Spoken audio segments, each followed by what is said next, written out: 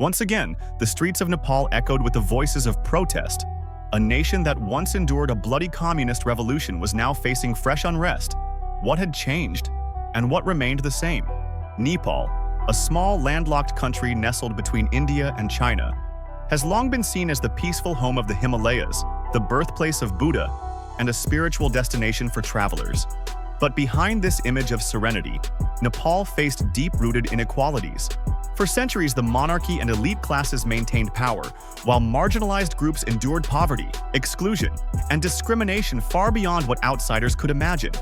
Nepal was officially a Hindu kingdom from 1768 to 2008, when the monarchy was abolished.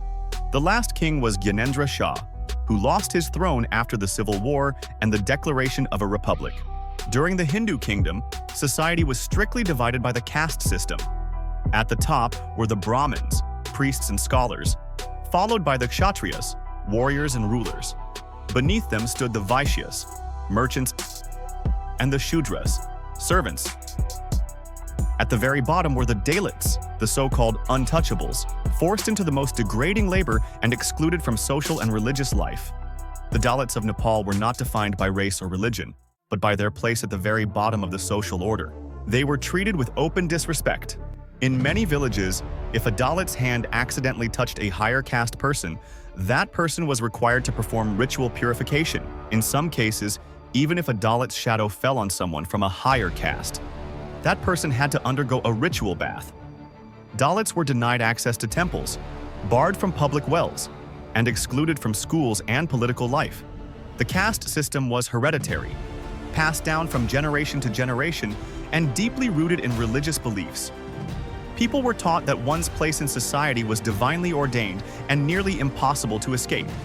Besides the harsh conditions faced by Dalits, the rest of Nepal's population also endured widespread poverty, limited access to healthcare, education, and basic infrastructure. Most people relied on subsistence farming, and many rural communities lacked clean water, medical services, and schools. Literacy rates were generally low, and political power was concentrated in the hands of a small elite, leaving the majority with little influence over decisions affecting their lives. The Hindu monarchy implemented limited reforms aimed at reducing social and economic inequality.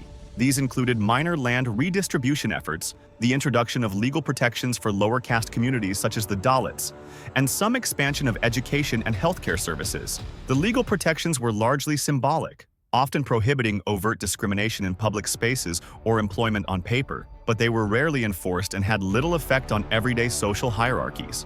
Land reforms seldom reached the poorest farmers, and access to basic services remained largely urban-centered.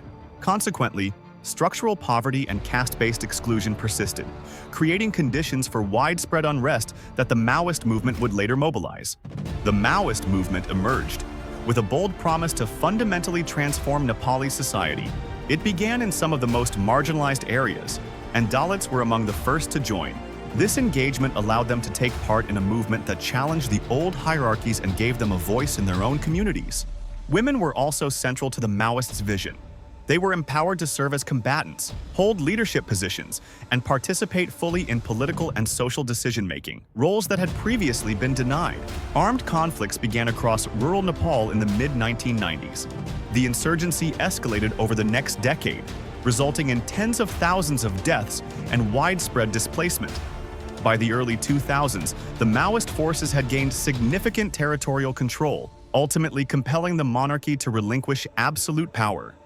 In 2008, following a peace agreement and national elections, the Maoist-led government was formally established, marking the end of the Hindu monarchy and the beginning of a new republican era in Nepal. In contrast to many historical communist regimes, which often resorted to violent purges and mass repression of political opponents, the Maoist-led government in Nepal followed a remarkably different path.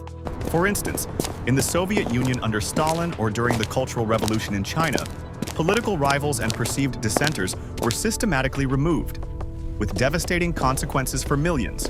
In Nepal, however, after the end of the civil conflict, the Maoist government did not engage in large-scale purges, restrict religious practices or free speech, and publicly pledged to respect private property, avoiding statewide confiscation as policy. Following the establishment of the Maoist-led government, Several indicators of social welfare and justice improved compared to the pre-insurgency period. Access to education expanded significantly in rural areas, literacy rates rose, and public health services became more widely available.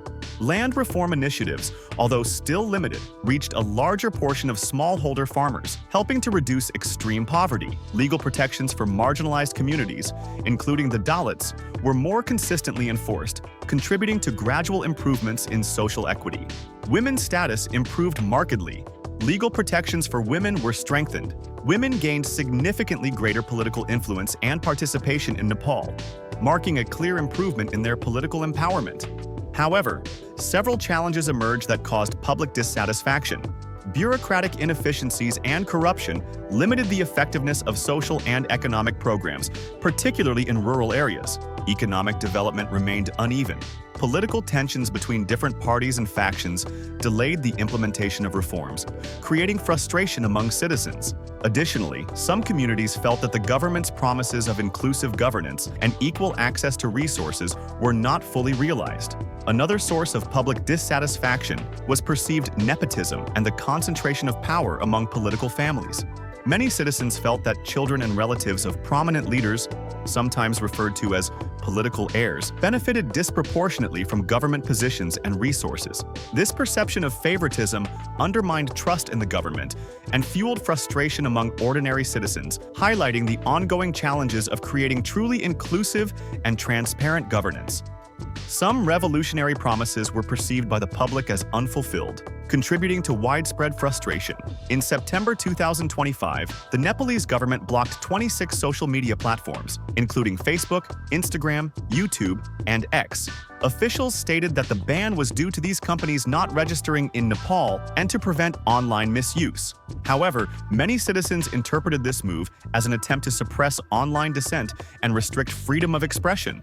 The ban sparked widespread protests across the country, mainly led by young people, including students. Demonstrators voiced anger over government corruption, social inequality, and the lavish lifestyles of political leaders' children, often referred to as Nepo kids. In the clashes, police used live ammunition, resulting in at least 30 deaths and over 1,000 injuries. Protesters also set fire to government and private buildings and freed prisoners.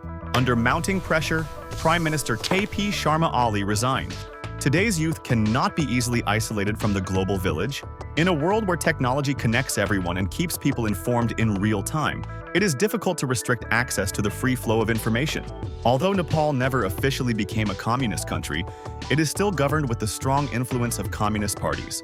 While Nepal's communist government has in practice been far more moderate and pragmatic than many other communist regimes, public concerns likely stemmed from the inherent controlling tendencies and occasional anti-Western stance associated with communist governments. Educated and aware generations today have higher expectations than past populations. Seeking genuine freedom and equality, progress has been made across multiple areas, yet persistent challenges highlight that structural reforms demand continuous effort and accountability.